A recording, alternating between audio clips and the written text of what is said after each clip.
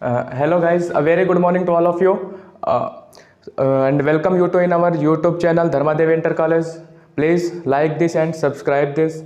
So in last lecture we are discussed कि electricity कैसे होता है, उसका एक फॉर्मल सा स्टार्ट करा था. ठीक है, तो अब हम क्या करेंगे कि आगे देखते हैं. उसके एक सवाल को लेते हुए हमने 2-3 क्वेश्चन उस दिन करवाए थे, आज एक क्वेश्चन और करवाते हैं 4.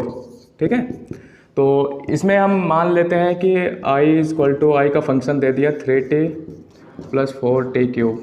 ओके, तो यदि विद्युत धारा I इस फंक्शन में है तो हमको क्या निकालना है, Q मतलब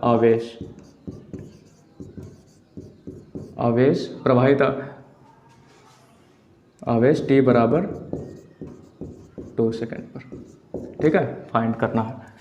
तो I = इतना है, Q का वैल्यू निकालना है. हमने ये लास्ट लेक्चर में देखा था I = dq/dt होता है. तो यहाँ से dq को अगर हम रोकेंगे तो I dt, और Q को अगर हम रोकेंगे तो इसका इंटीग्रेशन कर देंगे I dt. ओके, t = 0 से 2 सेकेंड पर क्या हो जाएगा, 3t. I का function 3t + 4t cube into dt. Okay, 0 से 2, इसका इंटीग्रेशन कर देंगे तो क्या हो जाएगा, 3t का क्या हो जाएगा, इंटीग्रेशन डायरेक्ट लिख देते हैं. 3t का हो जाएगा 3t²/2 + 4t4/4. ओके, 0 से 2, 4 से 4 कैंसिल हो गया तो इसका हो जाएगा 3, और एक बार 2 रखेंगे तो 3, 2 × 2 = 4, 4/2 प्लस t⁴, 2⁴ 8 है ना, 8 नहीं, 2⁴ 16 एंड -0. ओके, उसके बाद ये क्या हो जाएगा, 2, 6 + 16 = 22 कितना, कूलम. ओके, तो अगर हमसे हमको ये विद्युत धारा की फंक्शन दे दिया गया और पूछा गया कि आवेश कितना प्रवाहित होगा कितने भी टाइम पर, t = 2 सेकेंड पर हमने निकाला है, तो ये इसका वैल्यू आ गया 22 कूलम. ओके, अब हम अगला क्वेश्चन देखते हैं. और तो पिछले लेक्चर में हमने ये देखा था कि कैसे इलेक्ट्रिक करंट, उसका एक फॉर्मल सा स्टार्ट करा था. ठीक है, तो अब मैंने इसलिए वो करा था कि आप लोग उसको एक बार सोचें उसके बारे में, कैसे होता है इलेक्ट्रिक करंट, और अब उसका होता एक्चुअल में उसकी कहानी क्या है वो हम आज डिस्कस करेंगे. ठीक है, तो अब एक फॉर्मल सा स्टार्ट हमें मिल गया है, हमें इलेक्ट्रिक करंट का ओवरव्यू मिल गया है कि स्टार्ट मिल गया. अब हम उसका एक होता क्या है एक्चुअल में वो हम देखते हैं आज. ठीक है, तो मान लो कि सबसे पहले तो हमने बताया था कि दिशा इसकी क्या होती है, दिशा क्या, राशि कैसे है, अदिश राशि है. ठीक है, लेकिन अगर हम ध्यान से देखें, मैंने इसलिए बोला था कि आप लोग सोचें इस बारे में. ठीक है, अगर हम इसको ध्यान से देखें, मान लो कि हमारे पास एक तार है, इस पे 2 एम्पियर करंट बह रहा है, इस पे 5 एम्पियर बह रहा है, तो टोटल करंट कितना हो जाएगा, 5 + 2 7. ठीक है, यहां पर हमने क्या किया, अदिश योग कर दिया ना, सीधे अदिश योग. जैसे वेक्टर में क्या होता है, अगर ये वेक्टर होता है तो हम कैसे लिखते हैं, 2 √2 का स्क्वायर, अगर ये 90 डिग्री एंगल है तो 2 का स्क्वायर + 5 का square, a² + b² + 2ab cos θ. ऐसे एक वेक्टर समेशन करते हैं ना, लेकिन हमने वैसा यहाँ पर नहीं करा, हमने सीधा एक इसका अलजेब्रिक सम कर दिया कि 2 + 5 = 7. ठीक है, तो ये क्या एकदम अदिश योग कर दिया इसका पूरा. लेकिन अगर हमने इसकी दिशा बदल दी, ऐसे कर दी, तो क्या हो जाएगा, 5 - 2 = 3 एम्पियर. 5 - 2 = 3 एम्पियर. तो ये अब देखो, इसमें दिशा का तो फर्क भी पड़ रहा है और ये अदिश राशि भी है, दिशा का फर्क भी पड़ रहा है और ये अदिश राशि भी है. तो अब हम इसे क्या समझेंगे, तो देखो बहुत से कॉम्पिटेटिव एग्जाम्स में, वैसे तुम्हारे सिलेबस में ये राशि है नहीं, टेंसर. ठीक है, तो आगे पढ़ोगे, अगर आप हायर स्टडी करते हो तो टेंसर क्वांटिटी पढ़ोगे, तो अगर ऑप्शन में कहीं बहुविकल्पी क्वेश्चन है या कॉम्पिटेटिव एग्जाम है, वहां पे अगर ऑप्शन में टेंसर क्वांटिटी आपको मिलता है, कौन सी क्वांटिटी, टेंसर क्वांटिटी अगर मिलती है तो आपको इसको टिक करना है। अगर ये नहीं है देन आपको अदिश। लेकिन अगर आपके उसमें आता है बोर्ड एग्जाम्स में या कहीं भी तो आपको अदिश ही लिखना है, क्योंकि अगर ऑप्शन में टेंसर नहीं है तो अगर टेंसर क्वांटिटी है ऑप्शन में तो टेंसर, क्योंकि आपके सिलेबस में टेंसर है नहीं तो इसलिए टेंसर क्वांटिटी की बात करेंगे नहीं, इसलिए आपको अदिश ही मान के चलना है। क्योंकि हम यहाँ पर देख रहे हैं इसका वेक्टर सम भी नहीं हो रहा है तो इसका मतलब ये सदिश तो नहीं है, ठीक है। और इसमें दिशा का इफेक्ट भी पड़ रहा है। अगर हम 2 को इधर मोड़ दे रहे हैं तो ये 7 एम्पियर हो जा रहा है, 2 को उल्टा कर दे रहे हैं तो ये 3 एम्पियर हो जा रहा है। मतलब इसके परिमाण में दिशा, इसके जो रिजल्टेंट आ रहा है उसमें दिशा का फर्क भी पड़ रहा है। इसका मतलब ये सदिश है, लेकिन ये सदिश और अदिश दोनों नहीं है, ठीक है। ये कौन से हैं, इसके बीच के एक टेंसर क्वांटिटी है। तो टेंसर हम कॉम्पिटेटिव एग्जाम्स में ज़्यादातर इसमें ऑप्शन में हमको टेंसर मिल जाता है तो हम टेंसर टिक करते हैं। लेकिन अगर कहीं भी आपके बोर्ड एग्जाम्स में पूछा जाता है या किसी भी कॉम्पिटेटिव एग्जाम्स में जहां पर अगर ऑप्शन में टेंसर नहीं है तो आपको क्या लगाना है, स्केलर क्वांटिटी। कौन सी?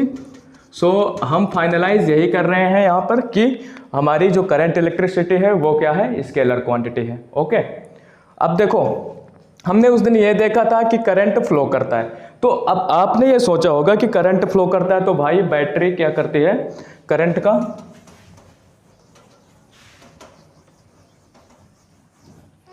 बैटरी क्या करती है, करंट मान लो यहाँ पर एक ये है तार है ये, हाँ यहाँ हमने एक बैटरी से जोड़ दिया। मैंने बोला था ये जो है हायर वोल्टेज, ये लोअर वोल्टेज, ठीक है। ये उच्च विभव, ये निम्न विभव, इसलिए इसको प्लस से इसको माइनस से करते हैं बैटरी में, क्योंकि ये उच्च विभव है, ये निम्न विभव वाला है। और यहाँ पर जितना मान लो V1 है, यहाँ पर V2 है, तो ये V1 माइनस V2 ये क्या हो जाएगा, डेल्टा V। इसको हम जनरली V ही लिखते हैं, ये होता है वोल्टेज डिफरेंस। वोल्टेज डिफरेंस हम यहाँ पे कभी भी V लिखेंगे तो इसका मतलब हम वोल्टेज डिफरेंस की बात कर रहे हैं, विभवांतर की बात कर रहे हैं, ना कि विभव की। किसकी बात कर रहे हैं, विभवांतर की, विभव की नहीं कर रहे हैं, ठीक है। तो यहाँ पर हम बात कर रहे हैं विभवांतर की, तो V1 माइनस V2, ठीक है। तो अब देखो बैटरी, आपने सोचा होगा कि बैटरी से चार्ज प्रवाहित होता है, ऐसा नहीं होता है। बैटरी से कभी भी चार्ज आवेश प्रवाहित नहीं होता है। बैटरी हमें क्या देती है, केवल ऊर्जा प्रदान करती है। बैटरी हमें क्या देती है, ऊर्जा।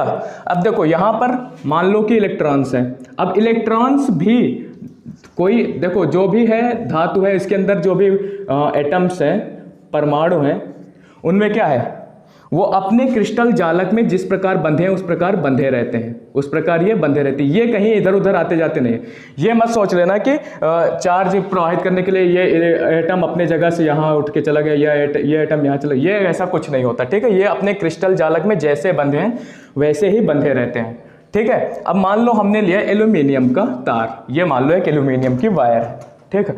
अब एल्यूमिनियम की वायर है, एल्यूमिनियम में हमको पता है कितने +3 मुक्त इलेक्ट्रॉन होते हैं। जनरली धातुओं में क्या होते हैं, मुक्त इलेक्ट्रॉन्स होते हैं, ठीक है, अधातुओं में नहीं होते हैं। तो ये क्या है, एल्यूमिनियम है, इसमें परमाणु, प्रत्येक परमाणु में 3 मुक्त इलेक्ट्रॉन्स हैं, प्रत्येक परमाणु में 3 इलेक्ट्रॉन जो है वो मुक्त हैं।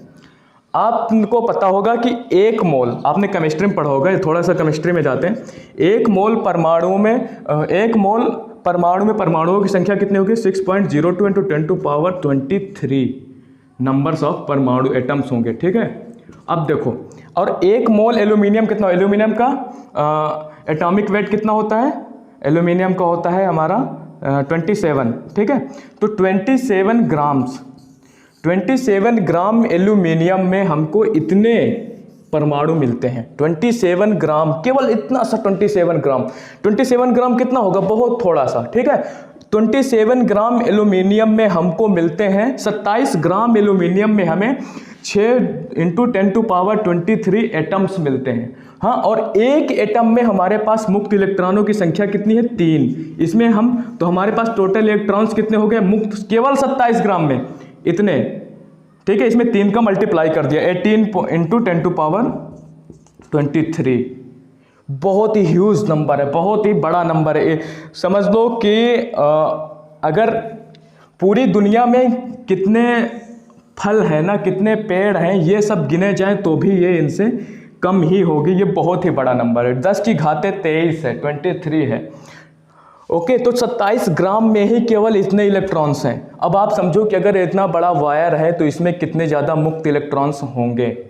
लेकिन अब आपके मन में ये क्वेश्चन आता होगा कि बताओ, अगर इतने ज़्यादा मुक्त इलेक्ट्रॉन्स और ये सब गति कर रहे हैं, तो हमने बिना इलेक्ट्रिक फील्ड सप्लाई करे, अगर हमने इसमें ये मान लो एल्यूमिनियम का तार है इतना बड़ा और इसमें बहुत ज़्यादा मुक्त इलेक्ट्रॉन्स है, ये सब आप गति कर भी रहे हैं, लगातार गति भी करते हैं, तो ये क्यों इसमें हम अगर ऐसे बिना इलेक्ट्रिक फील्ड, बिना वोल्टेज डिफरेंस लगाए अगर हम इसको छूते हैं तो हमको करंट क्यों नहीं लगता है? इसका क्या कारण है? देखो इसका कारण क्या है।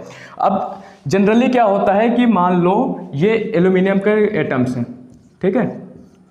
अब इस एटम का जो मुक्त इलेक्ट्रॉन है, इस एटम का जो मुक्त इलेक्ट्रॉन, ये क्या करता है, अपने यहाँ से मुक्त इलेक्ट्रॉन ऐसे घूमा, ऐसे घूमा, ऐसे घूमा, ऐसे घूमा, ऐसे घूमा, फिर आके यहाँ पे, तो जो इसका नेट डिस्प्लेसमेंट, जो नेट विस्थापन हुआ ना, वो जीरो होता है जब हम बिना वोल्टेज लगाए बात करते हैं। जब हम बिना वोल्टेज लगाए बात करेंगे तो इसका जो नेट विस्थापन होगा वो क्या होगा, जीरो। अब अगर इसका नेट विस्थापन जीरो है तो इसके द्वारा किया गया कार्य वो भी क्या होगा, जीरो, और इसके द्वारा प्राप्त एनर्जी वो भी क्या होगी, जीरो, ठीक है।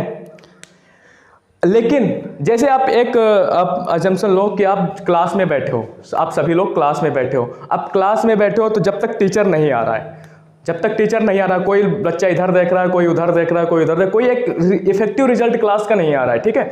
जैसे ही टीचर आया सब एक दिशा में, तो क्या होता है कि उसका एक क्लास का एक इफेक्टिव रिजल्ट आता है। तो इस प्रकार जैसे इलेक्ट्रॉन्स ऐसे गति कर रहे हैं ना अपने, ऐसे इसका भी इलेक्ट्रॉन, ऐसे इसका भी इलेक्ट्रॉन, और एक दूसरे के टकराते भी हैं, इनका कोलिजन भी होता है, कोलिजन मतलब संघट्ट, ठीक है, एक दूसरे से टक्कर भी होती है।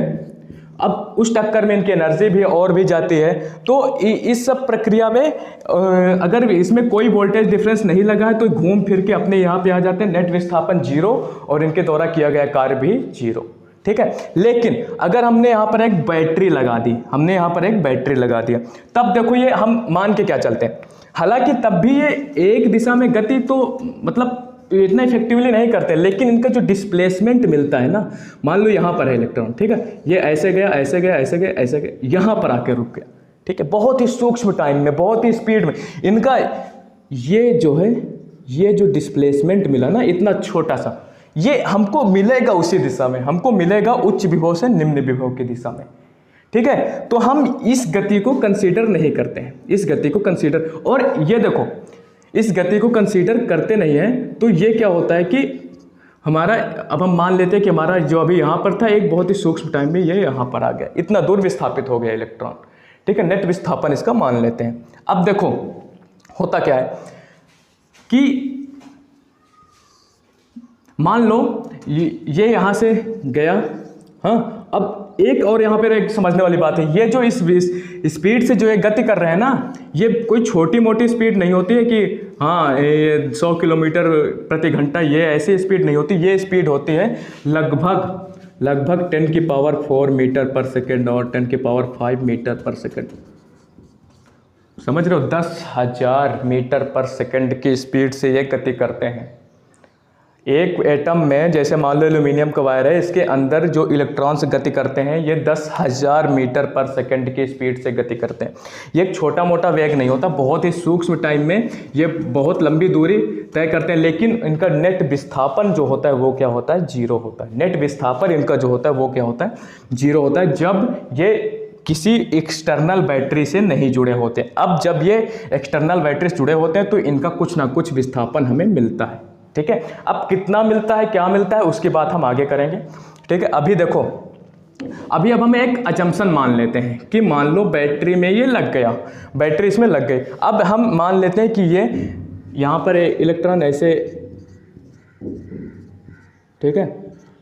अब हम इनको ऐसे मान लेते हैं, आपने कभी सिपाहियों को परेड करते हुए देखा है, सिपाही एक रो में परेड करते हैं, ठीक है, एक रो में जाते हैं। तो इसी प्रकार मान लो ये भी, अब हम इनको इस प्रकार मान के चलते हैं, इनकी जो इधर उधर की गति है, जो कोलिजन है, इनको हम साइड रखते हुए हम इनकी जो इनका जो गति है इसको हम एक स्ट्रेट लाइन में मान के चलते हैं। और किस दिशा में, इस दिशा में, क्योंकि ऐसा मानने में हमारी सारी थ्योरी हमें क्लियर भी होती है और हमारे सारे अजम्पशन हमें क्लियर भी होते हैं और हमें आसान भी होता है, मतलब हमें कैलकुलेशन और सारा पार्ट हमें आसान भी होता है, तो हम ऐसा मान के कैलकुलेशन करते हैं, ठीक है। तो अब हम ऐसी इनकी टेढ़ी मेढ़ी गति को कंसीडर नहीं करते हैं। तो अब क्या होगा कि अब देखो जो इनका वेग है, ठीक है, जो इनका वेग है, ये यहाँ से यहाँ उछल ऐसे जाते हैं, ठीक है। तो इनका जो ये वेग है ये क्या होता है, एक परमाणु से दूसरे, दूसरे से तीसरे, तीसरे से ऐसे, ठीक है। तो ये क्या होता है, ड्रिफ्ट मारते हुए जाते हैं। तो इसको हम क्या बोलते हैं, जो ये वेलोसिटी है ना, इसको हम बोलते हैं ड्रिफ्ट वेलोसिटी।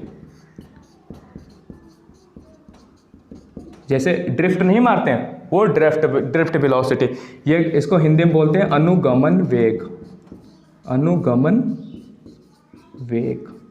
ओके, अब देखो ये हो गई हमारी ड्रिफ्ट वेलोसिटी। तो ये ड्रिफ्ट वेलोसिटी से आगे बढ़ते हैं। हाँ, अब हम क्या करते हैं कि एक देखो टर्मिनोलॉजी क्लियर हुई कि अब आपसे पूछा जाए कि ड्रिफ्ट वेलोसिटी क्या होती है, तो मुक्त इलेक्ट्रॉन, परमाणुओं में से, जो एटम्स में से जो मुक्त इलेक्ट्रॉन होते हैं वो जिस स्पीड में इधर उधर जिग जैग मोशन में गति करते हैं वो क्या होता है हमारा ड्रिफ्ट वेलोसिटी। वो जिस वेलोसिटी के साथ गति करते हैं, जिस वेग के साथ गति करते हैं वो क्या होते हैं हमारी ड्रिफ्ट वेलोसिटी। अब देखो, अब आता है और छोटे छोटे टर्म ऐसे आते रहेंगे बीच में, इनको आप नोट करते रहना, इनको आप ध्यान देते रहना, ठीक है। और मैं इनको कंसीडर भी कराता रहूँगा, इनको रिमाइंड भी कराता रहूँगा।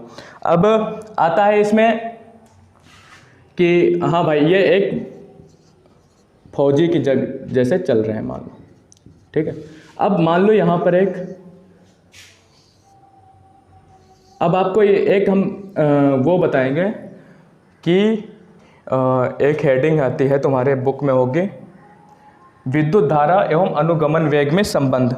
हाँ देखो ये समझ में आ गया होगा, हेडिंग इधर डाल रहा हूं,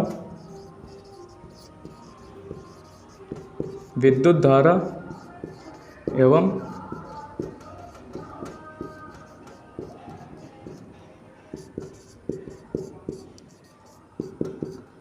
क्या संबंध है, किस प्रकार जो धारा है हमारी वो अनुगमन वेग में किस प्रकार वो मैटर करता है, उस पर अनुगमन वेग किस प्रकार उसमें उसका क्या इफेक्ट पड़ता है हमारी विद्युत धारा पर, ठीक है।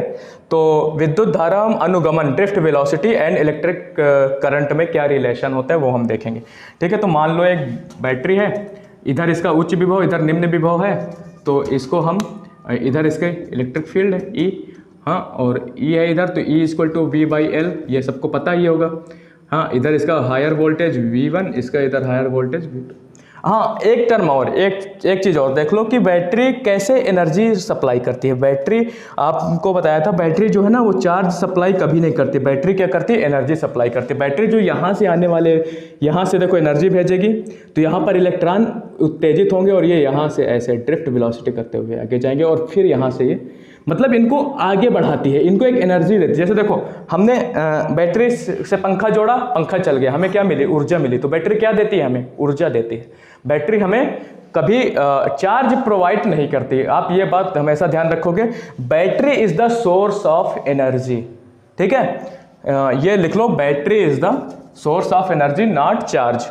तो बैटरी ऊर्जा का स्रोत है, चार्ज का नहीं है। अब इसकी क्या क्रिया होती है वो हम केमिस्ट्री में, हमारे पास एक चैप्टर है इलेक्ट्रोकेमिस्ट्री, विद्युत रसायन, उसमें हम बैटरी के सारे अंदर इसकी क्या क्रिया होती है वो देखेंगे। लेकिन यहाँ पर हम बस एक चीज़ हमें ध्यान रखना है कि बैटरी क्या होती है, वो सोर्स ऑफ एनर्जी होती है। ओके, तो अब देखो मान लो ये यहाँ पर इसकी दूरी है dx, एक पर्टिकुलर ये क्रॉस सेक्शन जैसे ये है, एक हमने यहाँ पे जैसे मान लो ये है, तो एक हमने यहाँ पर मान लिया, एक हमने यहाँ पर मान लिया, ठीक है। वैसे ही एक हमने यहाँ पर मान लिया, एक हमने यहाँ। अब इनके कंसीडर करेंगे भाई। अब मान लो यहाँ पर t बराबर 0 है, यहाँ पर t बराबर dt टाइम में एक इलेक्ट्रॉन यहाँ से, जो यहाँ पर है ना, जो ये इलेक्ट्रॉन, इनके हम नाम रख देते हैं, मान लो सीता गीता मीता। तो ये जो है सीता गीता उठ के यहाँ पर आ गई, ठीक है। ये क्या आ गई, यहाँ पर जो सीता गीता थी ना वो यहाँ पर आ गई। ओके, तो अब जो इनके पीछे वाले हैं वो यहाँ पर आ गए होंगे dt टाइम में। ओके, जो इनके पीछे वाले हैं वो कहाँ पर आ गए होंगे, यहाँ पर आ गए होंगे।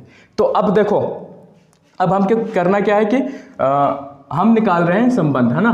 तो हमको सबसे पहले हमको बात करना है चार्ज की, क्यू। तो क्यू बराबर क्या होता है, n इंटू ई, ठीक है, n इंटू ई। अब n नंबर ऑफ इलेक्ट्रॉन्स, अब नंबर ऑफ इलेक्ट्रॉन्स यहाँ पर बहुत ज़्यादा है, इनको हम कैसे कंसीडर करें वो देखो, कैसे हम इन्हें गिने, उसके लिए हम क्या करेंगे कि हम पहले एक मान लेते हैं कि एक वॉल्यूम आयतन में इलेक्ट्रॉनों की संख्या कितनी है, वो हम फाइंड कर लेते हैं।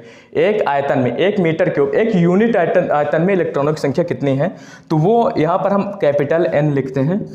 तो जो स्मॉल n होगा ना, small n equal to number of electrons in per unit volume, ठीक है। इसमें हम लिख रहे हैं कि एकांक आयतन में इलेक्ट्रॉनों की संख्या, ठीक है, एकांक आयतन में इलेक्ट्रॉनों की संख्या, वो क्या है हमारा स्मॉल n।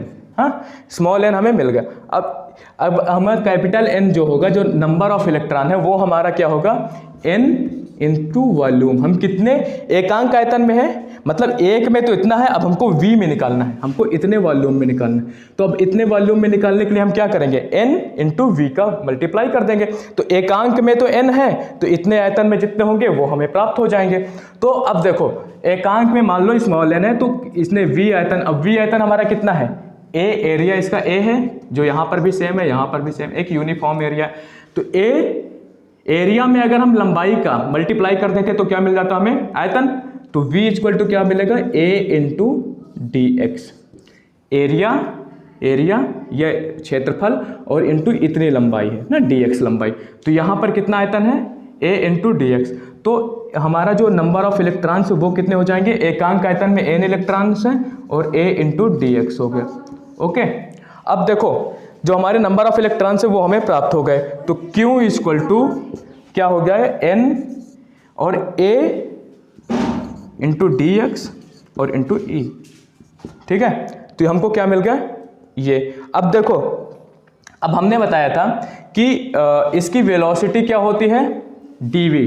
वेलोसिटी क्या है, vd, अनुगमन वेग, है ना, अनुगमन वेग। इसको हम vd से प्रेजेंट करते हैं, इसको हम vd से प्रेजेंट करते हैं। तो वेलोसिटी क्या हो जाएगी, vd, ठीक है। तो अगर हमें dx मान लो इतना, और dt टाइम, अब हम इसको क्या लिख सकते हैं, दूरी बराबर चाल गुणे vd इंटू dt।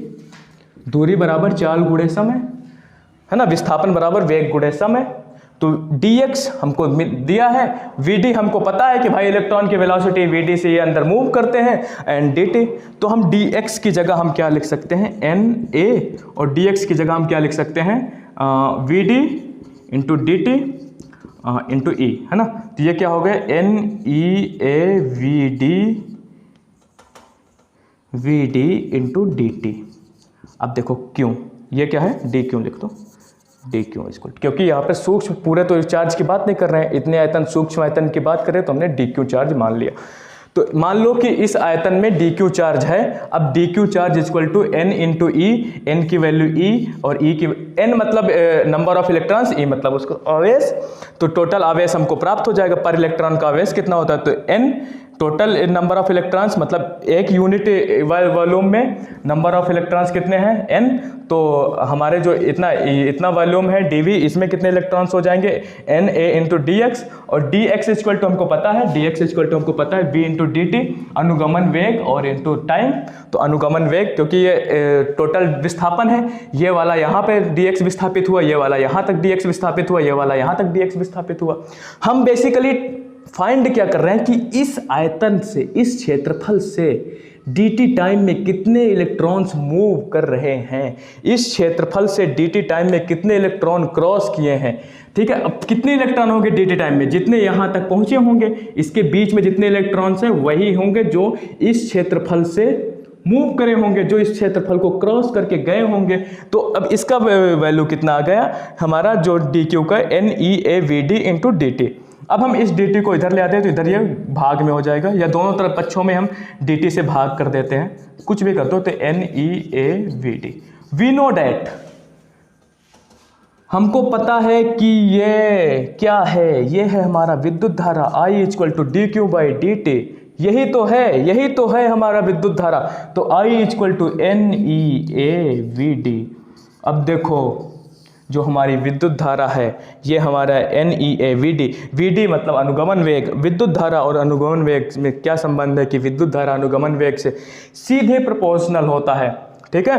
विद्युत धारा अनुगमन वेग के सीधे प्रोपोर्शनल होता है, सीधे समानुपाती होता है। तो अगर कोई पूछे कि विद्युत धारा एवं अनुगमन वेग में क्या संबंध है, कैसे फाइंड करना है, एक जल्दी से हम रिवीजन और ले लेते हैं, उसके बाद हम आगे बढ़ते हैं। ओके, तो देखो विद्युत धारा एक हमने वायर मान लिया, वायर तार ऐसे, इसका एक जूम व्यू मान लिया कि मतलब इतना हमको दिखाई दे कि कैसे इलेक्ट्रॉन फ्लो कर रहे हैं, ठीक है। अब इलेक्ट्रॉन्स का फ्लो हमने दिखा दिया कि इलेक्ट्रॉन्स ऐसे, इलेक्ट्रॉन्स वैसे ओरिजिनलिटी में तो ऐसे करते हैं, संघट्ट करते हुए, कोलिजन करते हुए, जिग जैग मोशन करते हैं, लेकिन हमें अजम्पशन क्या लेना है कि इलेक्ट्रॉन एक परेड में सिपाहियों की तरह गति करते हैं, ऐसे साथ में, ठीक है, एक साथ जाते हैं। तो ऐसे देखो, एक ये ऐसे आगे बढ़ते हैं, ठीक है, ऐसे आगे बढ़ते हैं। तो अब यहाँ अब हमको क्या फाइंड करना है कि हमने इस वॉल्यूम से dt, इस एरिया से dt टाइम में कितने इलेक्ट्रॉन क्रॉस करे हैं। तो इस यही हमारा जो है चार्ज आ जाएगा, यही हमारा आवेश आ जाएगा। तो पहले हम आवेश फाइंड करते हैं n इंटू ई, और कैपिटल N जो है ये इस एरिया से dt टाइम में कितने क्रॉस करें हैं वो नंबर है, और जो हमारा स्मॉल n है वो क्या है कि एकांक आयतन में कितने इलेक्ट्रॉन्स हैं, उनकी संख्या कितनी है वो हमारा n है। तो एकांक आयतन में n है तो इतने a इंटू डी एक्स आयतन में कितना है वो n into a into D x. तो dq कितना आ गया na, और dx की जगह vd dt, क्योंकि विस्थापन बराबर वेग इंटू समय, यहाँ से हमें dx equal to vd dt और dq equal to NEA VD dt, ठीक है। उसके बाद dq by dt equal to I NEA VD। तो I बराबर NEA VD हमें फाइनल मिलता है, हमें जो संबंध मिलता है विद्युत धारा एवं अनुगमन वेग में वो क्या मिलता है, I बराबर NEA VD।